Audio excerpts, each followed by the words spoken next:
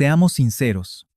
Durante décadas abrazamos como una verdad absoluta que aquel eco suyo era el alma misma de nuestra escena musical. Y es que su figura jamás se redujo a capitanear aquella mítica formación juvenil. Más bien, tatuó su esencia en toda una época gracias a Eres tú, un himno arrollador forjado con su habitual melancolía y un don insuperable. No obstante, al cumplir los 78 años, decidió rasgar ese velo de mutismo, y sus palabras han desmoronado todo lo que creíamos saber sobre ella. Pese a haber caminado bajo la cegadora luz de los focos desde su más tierna juventud, el desgarro íntimo que le exigió el éxito resultó ser un abismo mucho más oscuro y doloroso de lo imaginado. Una amarga renuncia en la sombra, unas líneas jamás contestadas y una voz que anhelaba apagarse para la eternidad. ¿Qué sombras acechaban en aquel camerino en 1975 cuando se marchó sin articular palabra? ¿Qué herida la empujó a cercenar de raíz el vínculo con sus propios compañeros justo cuando más la necesitaban? ¿Y lo que hiela la sangre? ¿Por qué se impuso esta condena de silencio inquebrantable hasta el día de hoy? Hoy desenterramos el epílogo de su vida, donde yace una realidad capaz de borrar de un plumazo nuestra visión de Amaya Uranga. Bilbao la vio nacer el 18 de enero de 1947, en el seno de una estirpe que respiraba melodías en cada rincón. Creció envuelta en partituras y en el eco inagotable de una casa donde alzar la voz era tan vital como el propio latido del corazón. Entre sus 11 hermanos floreció, casi por instinto, un pequeño orfeón doméstico que no tardaría en hechizar a todos los vecinos. Aquella chiquilla de timbre sobrecogedor y mirada nostálgica ya presagiaba grandeza antes siquiera de saber pronunciar bien sus apellidos. Su infancia no conoció los excesos de la opulencia, aunque tampoco el frío del hambre. Eran almas entregadas al trabajo, de arraigada estirpe vasca y con unos valores tan anclados a la tierra como a su devoción por el arte. El padre de familia, Rafael Uranga, sentía una veneración profunda por la ópera, mientras que la matriarca, Blanca Amézaga, regalaba cada alborada una voz de cristal que inundaba la cocina al preparar el desayuno. En esa atmósfera tan melómana como exigente, se forjó su frágil sensibilidad, hasta que a los 15 años el destino le asestó un giro inesperado. Su hermano mayor, Roberto, empezó a tejer pequeños conjuntos vocales junto a otros familiares y amigos del barrio, como Sergio Blanco y Estíbaliz. Sus voces comenzaron a resonar en certámenes locales, misas y fiestas estudiantiles. Un escenario donde, al principio, ella era solo una espectadora más, hasta que una tarde, fruto del azar, tuvo que suplir una ausencia. La magia que brotó fue tan desoladora y pura que la coronaron como voz principal para siempre. Así se plantó la raíz del arrollador mito de Mocedades. Aquella joven era un alma solitaria, ensimismada y la antítesis absoluta del ídolo de masas que terminaría siendo. Ella hallaba refugio en el silencio de los libros, huyendo siempre del bullicio, las fiestas vacías y el alboroto superficial. Devoraba con angustia a Neruda, lloraba con los poemas de Lorca y encontraba cobijo en las desgarradoras letras de Serrat. Los ecos del pasado y ciertas voces no oficiales susurran que su primer desgarro amoroso llevó el nombre de un profesor de literatura del conservatorio. Un hombre mucho mayor, y para su desgracia, con un matrimonio a cuestas. Un romance furtivo que se desvaneció como la niebla, y que, como tantos otros misterios de su intimidad, ella jamás consintió en revelar. A los 18 años, mientras sus amigas anhelaban el altar o huir lejos, ella se plantó ante el mundo y lo arriesgó absolutamente todo por cantar. Se fundió oficialmente con voces y guitarras, aquel triste embrión que en poco tiempo adoptaría el nombre de Mocedades. Y desde ese instante, su existencia se precipitó a un ritmo vertiginoso del que jamás lograría huir. En su hogar, los domingos guardaban un halo de religiosidad. Entonaban boleros y lamentos vascos en torno a una mesa gastada por la vida. Aunque el recelo asomaba, pues parte de la familia veía esa entrega al arte como una auténtica locura. Otros, aterrados, temían que aquel mundo implacable acabara devorando a alguien con un corazón tan abrumadoramente sensible. Esa cruel fractura entre la niña llena de fantasías y la mujer dispuesta a romper moldes marcaría su tormentosa edad adulta. Un instinto fiero en su interior se negaba a ser encadenado por la frialdad del espectáculo. Una parte de su alma suplicaba asilo, deseando fervientemente desaparecer entre las sombras, y por ello se vio obligada a construirse una coraza de hielo impenetrable. Antes incluso de paladear el amargo néctar del triunfo, ya intuía que la fama podía coronarte para luego arrebatártelo todo sin piedad. Al despuntar los oscuros años 70, su apellido ya retumbaba como un trueno mucho más allá de las tierras vascas. Aquella aventura familiar había nacido como un experimento frágil y genuino, tejido con voces cristalinas y un aura que deambulaba entre lo ancestral y lo vanguardista. Sin embargo, el fatídico 1973 torció el rumbo de su historia para siempre. Pisaron el escenario de Eurovisión defendiendo «Eres tú», arrancando un doloroso y aplaudido segundo puesto que desató una tormenta de gloria mundial que ni en sus noches más delirantes habrían imaginado. Esa obra maestra, una balada cargada de desgarro nacida de la pluma de Juan Carlos Calderón, su clamoroso eco terminaría conquistando tanto las almas del continente europeo como las tierras hispanoamericanas. En el epicentro de aquel escenario latía Amaya. Su timbre, tan cálido como desgarrador, se erigió en la esencia y el rostro inconfundible de la velada. De la noche a la mañana, aquella tímida bilbaína encarnó el reflejo de España ante el mundo. Asediada por constantes súplicas de los platós televisivos, giras inagotables por tierras aztecas, argentinas o estadounidenses, cargando con la asfixiante responsabilidad de representar un símbolo que trascendía lo puramente musical. Las portadas de las revistas se rindieron a su figura, acosada por el incesante destello de los flashes, coronándola como la gran musa que logró revitalizar nuestro folclore nacional, manteniendo intacta su más profunda raíz. Mas, bajo la pátina de aquellas luces cegadoras, se gestaba una espesa negrura entre bambalinas. En la intimidad, la atmósfera del conjunto respiraba una angustia casi cortante. Mocedades, amparado bajo una falsa apariencia de inquebrantable hermandad, escondía en realidad un turbulento laberinto de egos desmedidos, ataduras de sangre y anhelos creativos irreconciliables. Ella se asfixiaba lentamente, atrapada entre su necesidad de florecer artísticamente y el mandato silencioso de preservar la frágil paz familiar.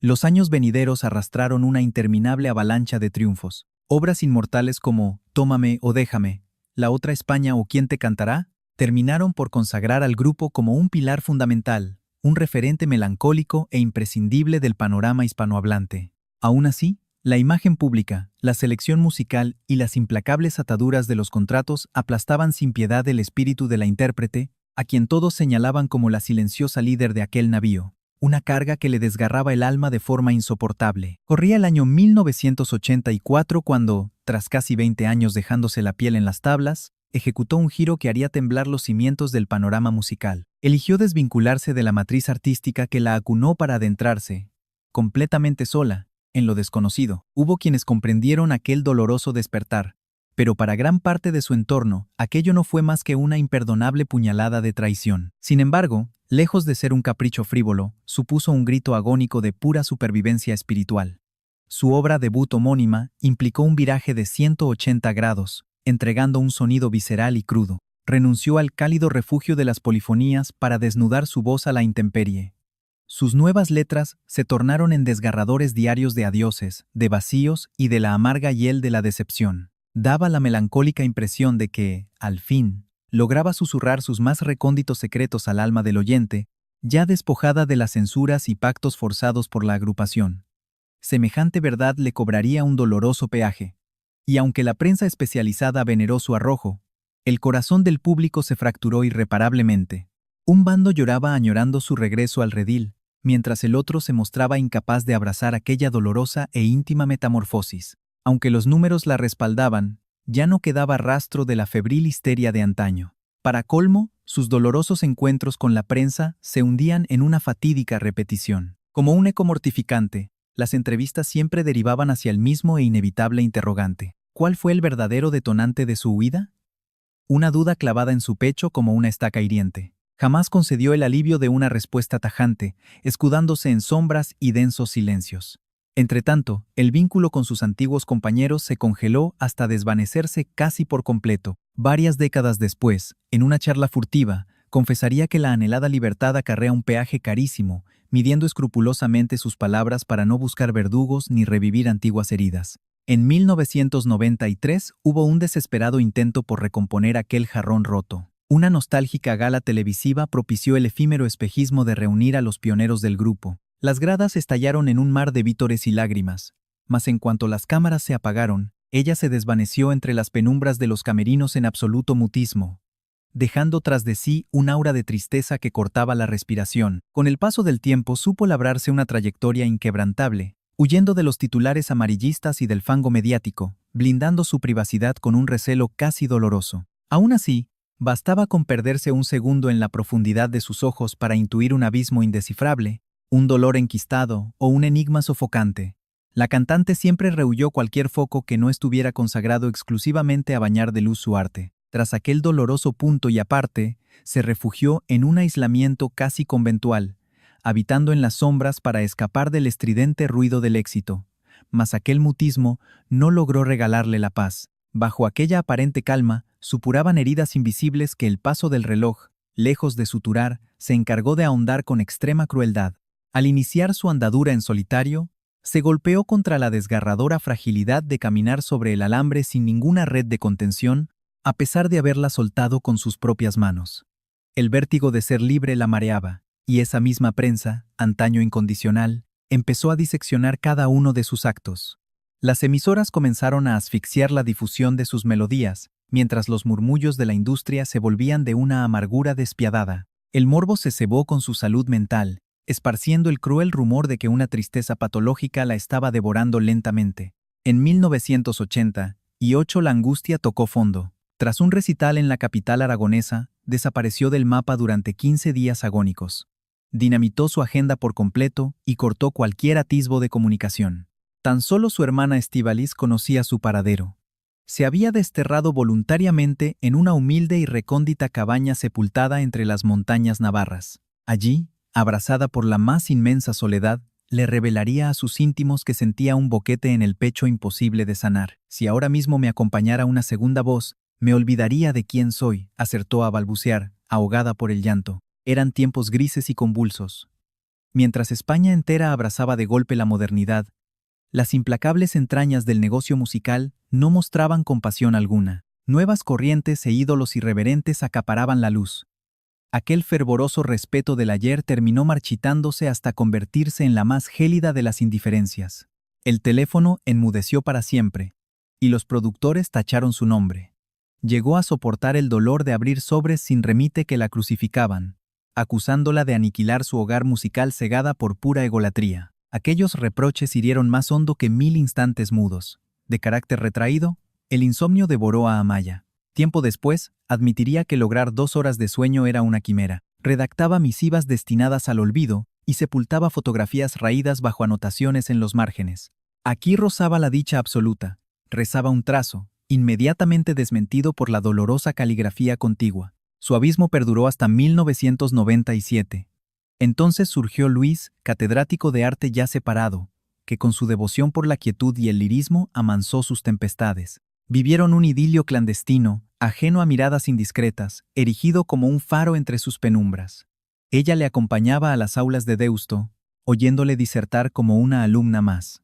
Saboreó el anonimato paseando sin ser asediada, aunque el terror a resquebrajarse la asfixiaba. Se negó en rotundo a cantar con su viejo grupo. «Jamás reabriré heridas que casi me matan al cicatrizar», sentenció.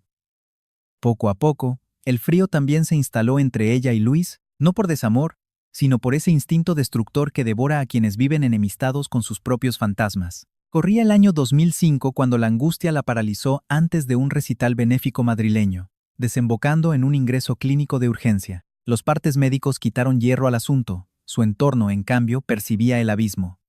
Desde entonces, sus apariciones fueron casi espejismos. Durante lustros, se fabricó el mito de una estrella alejándose de los focos con suma elegancia. La cruda verdad escondía un matiz desgarrador.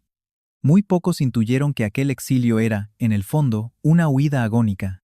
Huía de las miradas, del ayer y de los implacables demonios de su mente. Con todo, la música siguió aferrada a su alma. Confinada, siguió plasmando maquetas caseras. Acordes condenados al silencio sobre pentagramas que nadie más vería. Lo confesó una vez. Cantar me salvó del precipicio, pero me fue robando el aliento. Pura ironía. Hoy, Amaya Oranga habita un caserío humilde junto a Guernica, arropada por la bruma vizcaína y el verdor de su retiro. Su morada es austera. Muros de piedra vieja, lumbre encendida perpetuamente y un piano de pared, algo desafinado, gobernando el salón. Entre lienzos y legajos sepia late el espíritu de una mujer que frenó su frenética escapada buscando perdonarse. En su otoño vital ha conquistado una rareza en este oficio, la mudez. No es el olvido, sino una paz minuciosamente tejida. Apenas pisa la calle, compra provisiones en la plaza y muy de vez en cuando conversa con los bohemios que tocan en la acera. Al mirarlos, sus pupilas destilan una honda melancolía plagada de sabiduría. Siempre rechazó la idea de redactar sus memorias, alegando que el mundo padece demasiada sordera como para arrojarle más ruido. No obstante, hace 12 meses su universo dio un vuelco. Llegó a sus manos un sobre extraviado durante décadas. Venía de Luis, aquel refugio de su ayer que le regaló tanta paz. Se había perdido en el tiempo. Ignoraba por completo que, antes de exhalar su último aliento en 2012, él buscó su perdón. Aquellas letras desmoronaron sus muros. Desde ese instante, Amaya inició un lento deshielo espiritual. Grabó en la intimidad un tema a voz y teclas bautizado como Lo que callé. Aún no ha visto la luz comercialmente, si bien ha circulado entre sus allegados más íntimos. Son piezas viscerales, cargadas de humanidad y dolor. El retrato de alguien que, harta de las sombras, decide al fin quebrar la mordaza. Durante una charla reciente en las ondas locales, pronunció las sentencias que hilan esta historia. Cierto, me equivoqué. Rajé el alma de quienes me adoraban. También me sangraron a mí. Y me pasé la vida negándolo todo, reconoció con pesar. Pero se acabó. Me hastía sepultar verdades que todos murmuran. El locutor, con un nudo en la garganta, indagó en el trasfondo. Ella esbozó una sonrisa mustia y evocó los fantasmas de aquella noche entre camerinos, las epístolas devoradas por las llamas y cada paso en falso dictado por el pánico. Cayó también sus silencios labrados por pura soberbia. Y tras confesar esto, enmudeció. Hoy, sus mañanas arrancan con una infusión humeante, unos pasos por la hierba y una plegaria. Ningún rezo de iglesia, solo gratitud por seguir respirando. Su salón custodia escasos retratos. Sus progenitores, los fundadores de mocedades, y un marco desierto que encierra un único trazo a tinta. Lo no dicho te hunde. Y ahora, tras tanto tiempo a la deriva, ha soltado el lastre. El periplo de Amaya Uranga trasciende la epopeya de una garganta privilegiada. Es el drama de quien hechizó al planeta entero para luego tener que aprender a oír su propio eco. Cuando el aplauso se dio paso al terrorífico vacío, saboreó un destino marcado por renuncias amargas, huecos imborrables y una insaciable sed de expiación. La masa solo veneró a la estrella durante décadas. Tras las bambalinas tiritaba un ser lleno de miedos, llagas vivas y cantos ahogados. Una prófuga del estruendo, no por arrogancia, sino por instinto de supervivencia. Levantó trincheras para no morir de pena, y ahora, a sus 78 años, retira piedra a piedra. Sus palabras hoy escuecen. ¿Cuántas veces lapidamos desde la ignorancia? ¿Qué tormentos ocultan nuestros mitos? Y si la mudez fuera, en realidad, un grito agónico de socorro, esta desnudez no persigue el morbo ni exige clemencia, solo implora compasión. Es el recordatorio de que las gargantas de oro también se quiebran, que los mitos tiritan de frío, y que jamás es tarde para romper a hablar.